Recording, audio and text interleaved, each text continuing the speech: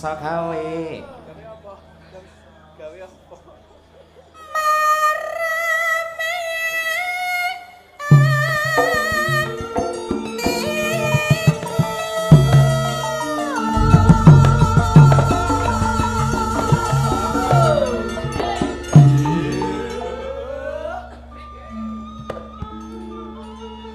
Iki lek ora event bocah diselapani ngene ya arang-arang metu ya, Mak.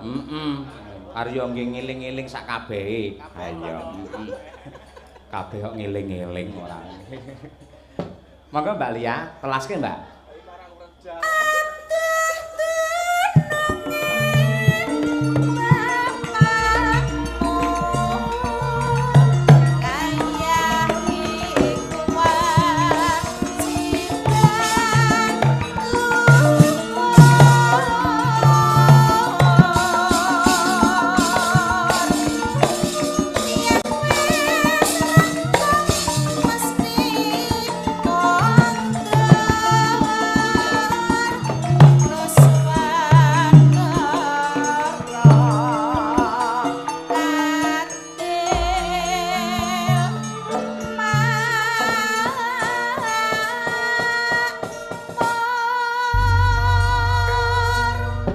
Dayane generasi sing kuat nggawa masa depane bangsa tumuju marang adil makmur ngono ya Mak. Pancen kaya ngono kuwi dadi nasibe bangsa Nuswantara ki ya gumantung para generasi-generasi lah. Apik lan orane generasi gumantung telung perkara. Upamane sepisan ya kuwi pangglawentahe Rama Ibu ana ing dalem. Angka loro ya kuwi piwulange bapak ibu guru ana ing sekolahan. Angka telu lingkungan lho. Ngono. Nadyanto pangglawentahe Rama Ibu ana ing dalem ki becik, piwulange guru ana pawiyatan ki apik.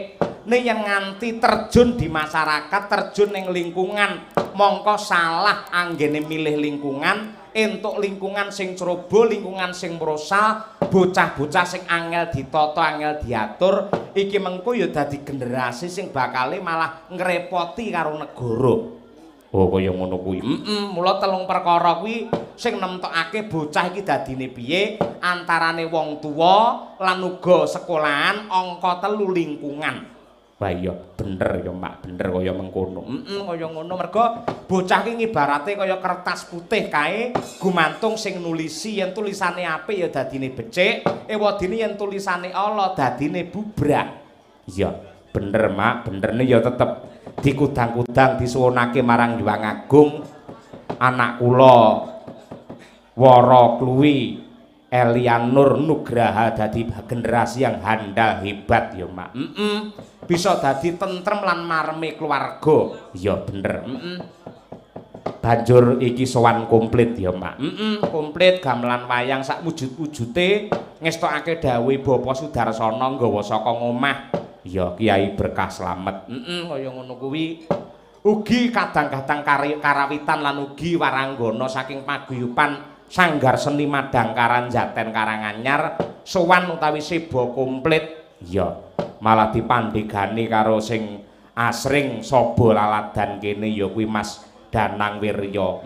Panjenengane iki wis tenan sore mau oleh cerita. Wah, daerah mriki riyen amba-amban kula Mas. Wae mriki kalih wayang remen ampun kuwatir. Jaman bapak kula riyen ngasta teng mriki walah mesti gayeng gumarenggeng nika. Lek sakniki kirangan. Ayo.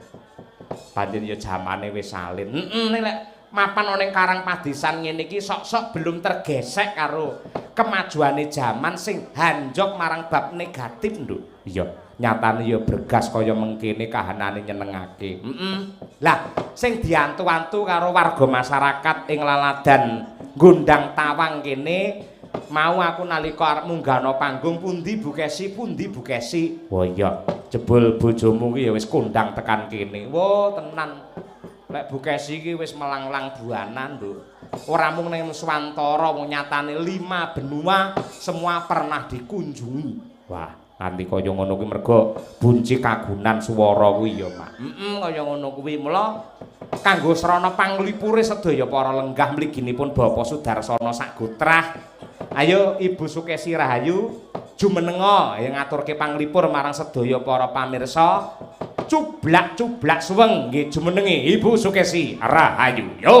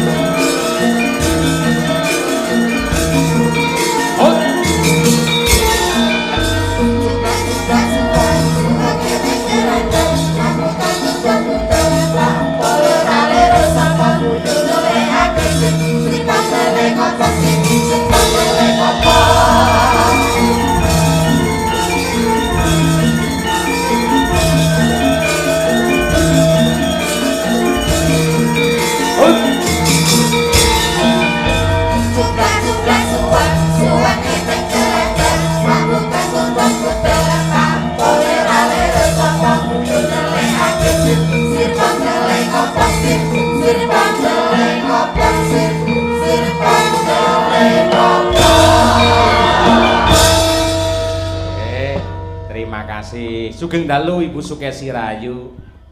Sugeng dalu Mbak Limbuk. Nggih matur nuwun. Kala wau kathah para ibu-ibu ing mriki ing sami mundhut pirsa pundi Bu Kesi. Lah tegesipun pancen panjenengan menika sampun dipun tresnani kalian piyayi ing laladan susuhan Kabupaten Semarang mriki. Ngoten. Injih. Pun nate to nyinden daerah mriki jenengan? Kula kok mboten kemutan nggih. Angger bayaranipun telas, duwitipun telas ngeten iki kula dadi kesupen ngoten. Wah iya.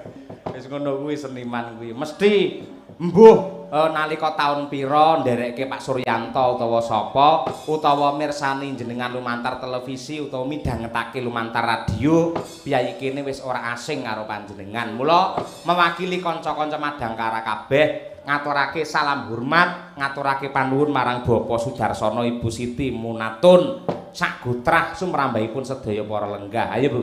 Enggak. Nggih, wilujeng dalu konjuk sedaya kemawon para tamu, kakung saha putri, ibu-ibu khususipun wonten wingking wau ingkang sonten pun njawili bokong kula ngejaki foto. Saya Bapak Sudarsana wau enten garwanipun lho Pak Darsana menika. Kok ya meksa-meksa Bu Kesi selfie Bu Kesi ngoten niku. Selfie iki apa? Foto bersama sing kamerane diadepke teng muka ngoten niku lho Pak Dalang. Lho niku katresnan Bu Kesi. Katresnan kalih budaya iki kaya ngoten niku. Nyatanipun nggih ngantos kados mekaten menika sedaya cumawis kanthi sae, kanthi rancak, kanthi lancar, panggunge ya bawira, terope megah kados mekaten menika, sound sisteme ya kepenak. Dasare iki ya sinengkuyung video syuting saka Tantun video syuting Kaliwungu. Tantun. Ngono kuwi iki kakange kancaku sekolah mbiyen, ya Mbak Geksi Wulandari. Iki kancaku mbiyen mau wis meling mau titip iki syutinge Kang Masku engko apa kuwi jenenge promosekno Mas ya oke siap Mbak Geksi siap. Ya Mbak Geksi lek bojomu iki Kesi lek iki. Ayo. Injih Pak Dalang. Pramila dalu niki kula sak kanca ngaturaken panuwun ingkang tanpa upami kunjuk dumateng keluarga besar Bapak Sudarsana ingkang dalu menika syukuran selapanan wayahipun inggih menika genduk wara. Wah angel asmane mau. Kluwi. Ya ampun Pak, seneng banget aku. Ing suasana padesan ayem tentrem mong krungu swara jangkrik karo kodhok krik krik krik krik. Kaya suarane awake dhewe nalika ning sesepen kae lho Pak. Heeh, kaya ning surkusku bathok mau ayo. Pramila kula matur nuwun sanget. Dalu niki kanca-kanca Madangkara sampun dipun percaya nglipur keluarga ageng. Mugi-mugi keluarga Bapak Sudarsana tansah pinaringan katentreman lahir batin. Amin. Murah rezekinipun dene genduk kluwi ingkang dipun selapani tembene dadosa putri ingkang miguna tumrap keluarga agama, budaya, nusa lan bangsa. Amin ya rabbal alamin. Matur nuwun pandonganipun Bu Kesi. Nggih, ning aja lali mengke lek pun gedhe terus benjing pun sukses sekolahe, pun kesupen mengke nanggap Pak Cahya Kuntadi malih nggih, Pak. Nggih. Wong nyatanipun Pak Sudarsono ki pancen minded ning wayang Bu Kesi. Jenengan lak ora ngerti nalika jagongan tindak ana ing Jaten kae. Kula niku jane yen pengen wayangan wiwit saurunge pandemi, nganti pandemi nika nggih badhe wayangan mboten pikantuk izin, rampung pandemi ndelala wonten alangan, sakmenika nembe kasembadan. Piyai niku pancen remen kalih wayang Pak Sudarsono niku sak keluarga niku sedaya remen. Nah, mila nggih awake dhewe wajib ngaturake panuwun. Iya, ngono kuwi. Lah sejatosipun menawi sak umuripun Bu Kesi menika ken jumeneng kula janjane pun rada mboten tega janjane. Lah iya to. Nggih. Ning ngeten lho Bu Kesi, niki wau lak kula pikantuk WA kathah saking komunitas Caksi Lover. Ya. Niku lak penggemar wayang. Wong bocah-bocah niku yen jenengan mboten nembang, mboten jumeneng ngoten niku rada gelo penggalihe, mula men seneng karo nggih tutup taun Ki Caksi Lover ya kuwi ngersakake tembang Nyidra Asmara sing nembang panjenengan diwakili karo Mbak Kiki sing saka ngendi Pati ya? Pati. Nah, kuwi sing ngersakake. Gandeng kuwi ya karyane Mara Sepuh panjenengan Ki Haji Sukron Suwanda, dasare ya wis asring digarap karo kanca-kanca, mula aturna ripalungguhan iki tembang Nyidra Asmara utawa Ula Tampar komplit sak bawanipun. Ngaten nggih, Bu? Injih, Pak Dalang. Mangga. Matik seri angling dharma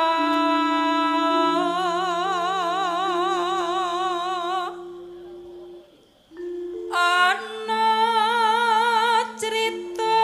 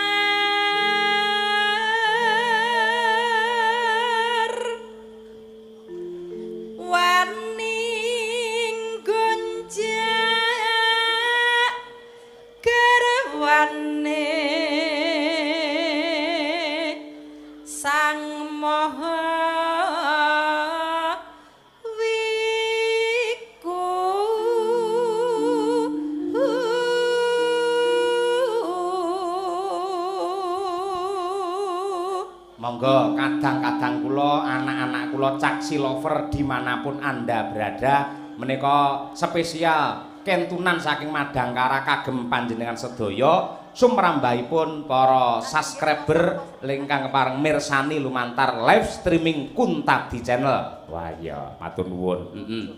Ha Bu. Anenggih kinagara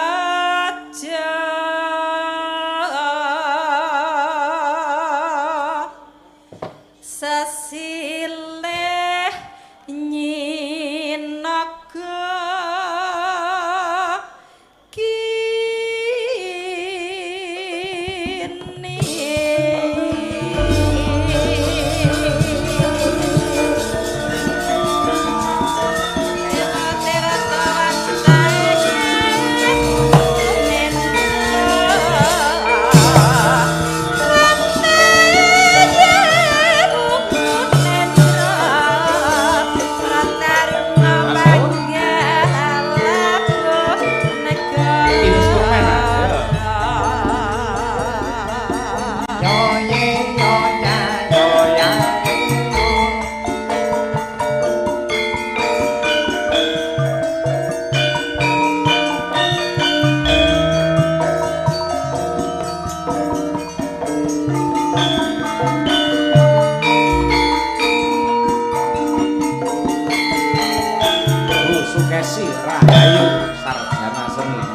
tersedia.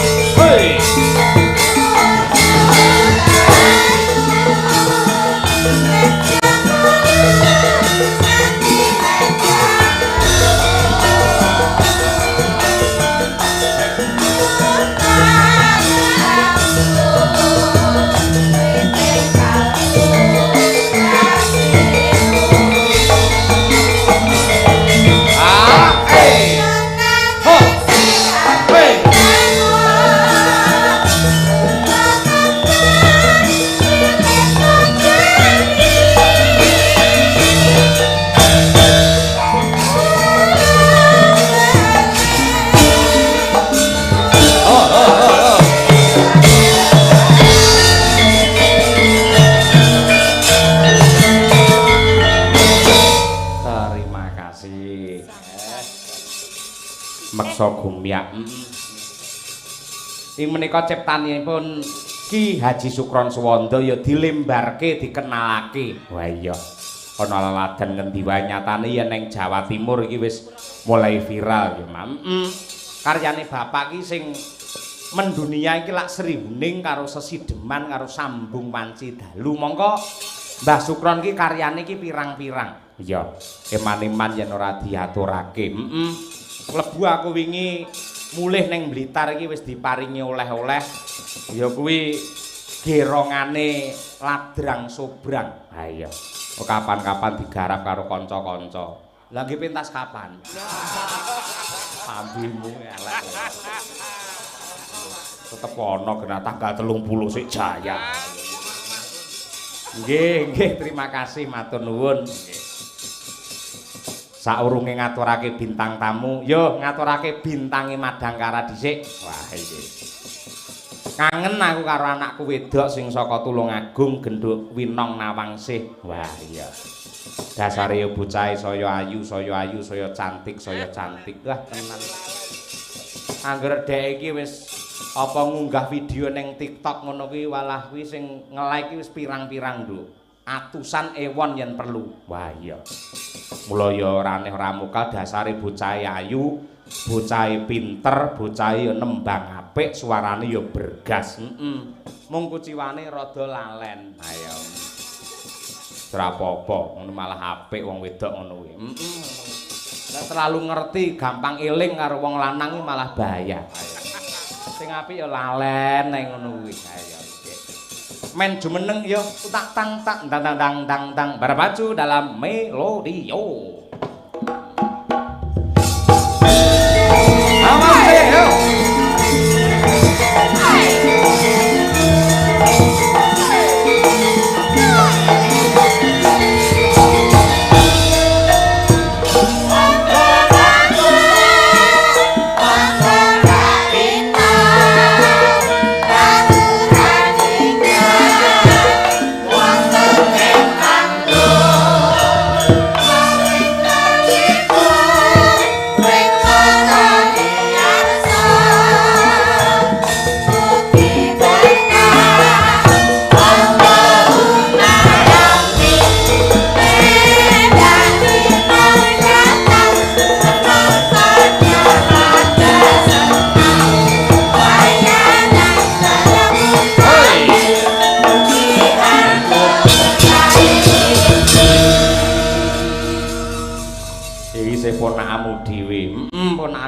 Nah, terus nggayuh kawruh ngudi ngelmu ning SMKI ndek mben jurusan Karawitan lulus petang tahun ndongkol ora pancen juga jurusan sing petang tahun men saya bebles men saya akeh ngelmu sing diregem ana jalur ngono kuwi ana kaya ngono kuwi lah men ora padha karo kancane biasane anggere SMKI iki terus bareng kuliah mendhi ning isi Surakarta dheweke golek rada beda karo kancane ning kuliah ana ning UNS. Wah, sampinge utawa sebelahe isi Surakarta.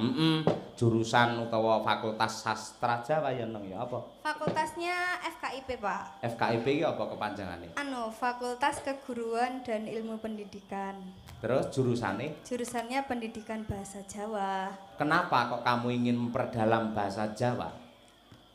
Ya biar Pak nenek lagu-lagu gitu ben paham saya. Oh iya. Coba saiki ora usah nggih bahasa Indonesia, aja ngoko gandeng sampean lak jurusane iki basa Jawa. Ayo saiki nggih krama. Ayo. Nuwun sewu Pak Dalang dados ngeten Pak Dalang. Ngono piye-piye? Nah niki kula matur napa? Ya bab ki mau kenapa kok jenengan iki kuliah kok memperdalam babagan basa Jawa. Ayo. Amargi. Margi siwi. Ayo. Basa Jawa menika ketawise sepele tapi mboten sepele Pak sejatine. Oh, kok iso ngoten? Nggih, napa nggih? Kathah sing kaya jale kaya jale ya apa ya? Ning kowe ora pantes lek basa mlipis kaya apa lek tanganmu malang kerik ora pantes ora. Iya. Oh ya. Malang kerik lek ambune kok kene mak breng ora. Enggak ya Pak, wangi lho kula Nggih. Saiki coba menata bahasa yang baik dengan basa Jawa sing alus. Kowe ngaturke panuwun karo Bapak Sudarsono karo sedaya para lenggah. Kira-kira piye kata-katane sampean? Nah. Nggih, kula Winong. Nggih. Minangka. Nah. Wakilipun rencang-rencang Ibu Presiden kalih Mas-mas pengrawit kalih Pak Dalang ngaturaken gunging panuwun ingkang tanpa upami. Pinter. Dumateng Bapak Sudarsono. Sudarsono. Heeh. Aja kok tambah ketok tak aku wetak. Bapak Sudarsono suwi luwih Darsono iki contoh sing apik. Nggih. Terus Dumateng Bapak Sudarsono sekeluarga kalian para tamu ingkang satuhu kinurmatan walah. nggih. Kranten, ayo ndang. Ingkang satuhu kinurmatan kalih sedaya ibu-ibu ingkang masak, mas-mas ingkang leladi. Waduh, pinter. Terus sedaya kemawon ingkang sampun Hanyeng kuyung Dumateng kula lan sedaya kru Madangkara dados pagelaran dalu menika saged kalampahan kanthi saged kalampahan kanthi lancar sae mboten wonten alangan setunggal menapa. Ha iya. Krana nggih. Krana anu tanpa panyengkuyungan panjenengan pagelaran dalu menika mboten saged kalampahan kadosta ngeten menika. Pramila saking menika terus Pramila saking menika benjing menawi wonten napa-napa melih mantu sunat ulang tahun terus napa panen napa obong boto napa bangun pawon bangun napa mawon nanggep wayang melih. Nggih. Amargi wayang menika kedah dipun uri-uri. Terus napa nggih? Kedah dipun uri-uri. Nah, carane nguri-nguri menika nggih ditanggap. Ngoten niku. Nyuwun pangapunten Bapak Ibu, pancen menika generasi Z, generasi zaman sakmenika. Ing bab basa niku lair cenger niku langsung basa Indonesia niku bocah niku. Nadyanto omahe asine nggih desa. Ning gandeng niki pengen sinau, pengen belajar. Wong jenenge wong sinau niku terus disinau lek apik. Niku mesti mboten enten cacatipun, mboten wonten ingkang badhe napa maido.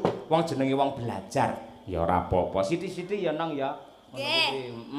Ngapi kaya apa sampean sugiya kaya apa lek nganti ora pinter basa walah engko karo bojomu mesti ditinggal melangkah saka pager ndak. Ya Allah Pak, mosok ngoten. Lah bojoku mengke bakale bahasa Indonesia iki. Hah? Ndak kan pakai bahasa Indonesia kan bisa gitu loh Pak. Lah keluargamu arep bahasa Indonesia kenapa kok dadak njukuk jurusan basa Jawa? Nah niku ben mboten bahasa Indonesia. Iki lambene iki tekan ndi bocah iki? Jare keluargamu arep bahasa Indonesia. Ngeten, maksude menawi mengke maksude kula menawi ajeng krama kalih garwa kula to. Nah, niku menawi kula basa krama, menawi ajeng ngagem basa krama kalih garwa kula. Nah, niku lho. Niku nek kula kangelan kan bisa pakai bahasa Indonesia. Nah, mengke tapi bahasa Indonesia niku nggih penting. Pentinge piye? Mengke anak-anak kula tangga-tangga kula nggih kedah saged bahasa Indonesia. Sik ta aku ngrungokne omonganmu suwi-suwi saya mumet iki. Lah kula jenengan nek basa nganti tekan tangga barang lho. Mboten, soalnya bahasa Indonesia itu ya penting, Pak. Ya, jadi penting. enggak cuma bahasa Jawa, jadi bahasa Indonesia itu juga penting. Soalnya kalau lagi pidato di forum besar kan tidak semuanya bisa bahasa Jawa. Basa kawine saiki yen siji utawa setunggal iki apa? Eko. Yen loro? Dwi. Dwi ora pembunang, Pak. Berarti anak nomor 2 ya, Mas? Ya, pinter. bener. Lek telu? Tri. Papat? Catur. 5? Panca. 6? Sat. SAT, sat. Ayo. 7. Sabto. Pinter. 8? Asto. Iya. 9? Songo wali. Wali songo. Wali songo denggelmu klothok. Songo Nawa. 10.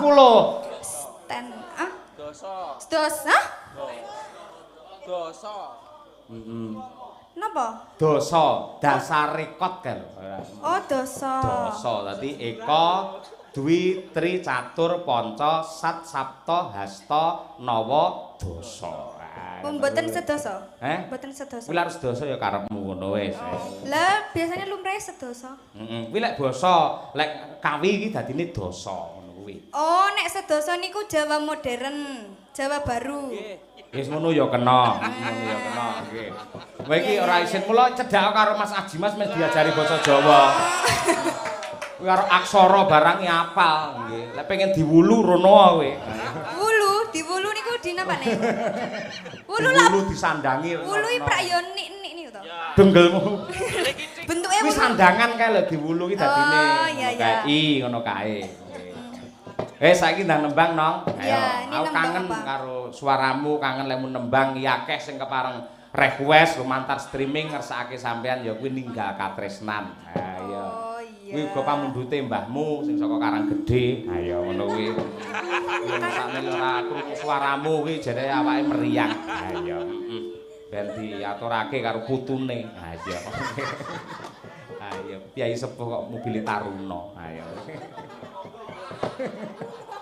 Dibawani biyen tak gaweke to, yen to. Nggih. Coba kaya apa? Ninggal katresnan. Winong Nawangsih komplit sak bawanipun. Ya. Mengke anu Pak, tapi segedap niki menawi rodok gerok kula ngapunten nggih. Hah?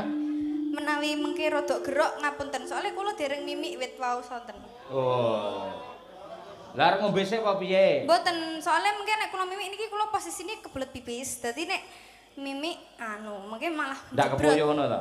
Heeh. Oh iya. Ngoten, Pak. Wis ora apa-apa, oleh nek gerokmu ora masalah. Nggih, sithik ya, Pak. Ya ora apa-apa. Nggih. Penak malah nek gerok kuwi ya suda 50 ngono kuwi. Iya. Jeneng, ya. Jaranan dangdut kreasi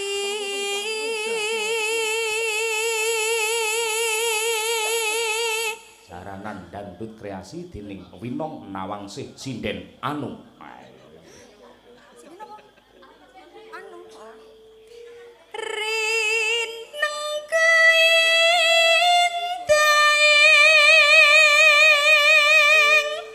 beksa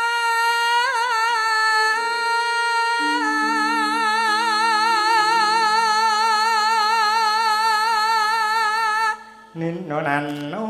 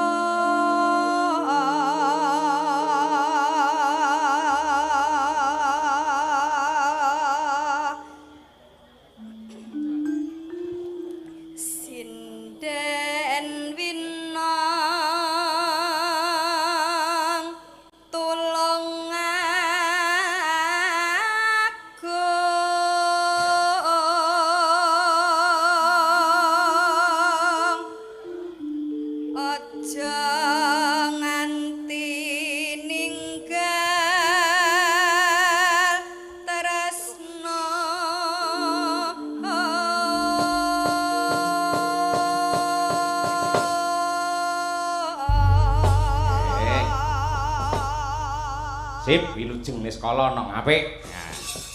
Ya digarap rong ramban, sepisan dangdut, kedua jaranan. Wah iya, coba kaya apa nggih. Ugi kula aturaken dumateng pepunden kula Bapak Pujaka juragane jaran. Wah iya, heeh. Monggo diaturake ninggal katresnan Winong Nawangsih. Yo. Oh.